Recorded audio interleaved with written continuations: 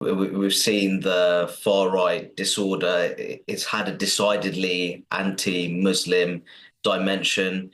We saw in the aftermath of that horrific atrocity in Southport, the killing of the three little girls. We saw anti-Muslim conspiracy theories, speculating what the background of the suspect is, not just speculating, but saying the suspect is illegal Muslim migrant of Middle Eastern origin who arrived in the UK by crossing the English Channel from France. So I think we've also seen during the rioting the targeting of mosques and Muslim communities more generally. So I think these are troubling times, and I think understandably there'll be families within our British Muslim communities who are deeply unsettled by it. Rakib, what do you think of the way Sir Keir Starmer and the Labour government are handling the situation at the moment? I mean, some of the language, as a white working class football fan, I'm still finding some of the rhetoric coming from them. It's troubling.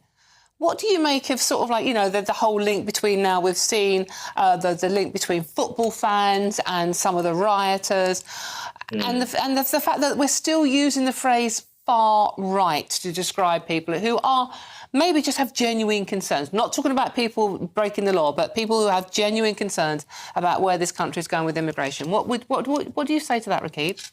Well, I think, Dawn, if we're talking about people deliberately peddling anti-Muslim conspiracy theories, rioters targeting mosques, but also Muslim-owned businesses, and knowing that they are Muslim-owned businesses, that is classic far-right behaviour, and we should call it out. I think what we have to do, we have to disentangle what is quite blatant forms of far-right disorder, and then perfectly legitimate concerns over immigration and asylum policy, and indeed integration, and we can go even further than that, Islamist extremism.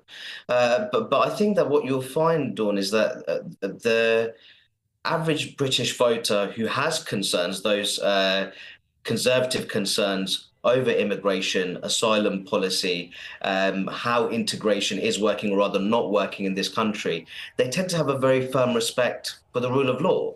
They tend to be very conservative when it comes to matters of law and order as well. So I think that it's very clear that the Prime Minister, he's wanted to clamp down, and he wants to clamp down on these disorders through mass arrests, the courts operating for longer hours in order to enable swifter prosecutions. But of course, we should continue having the conversation in terms of how do we foster a more just and stable democratic national community. And that does involve having admittedly sensitive conversations on matters of immigration and asylum policy.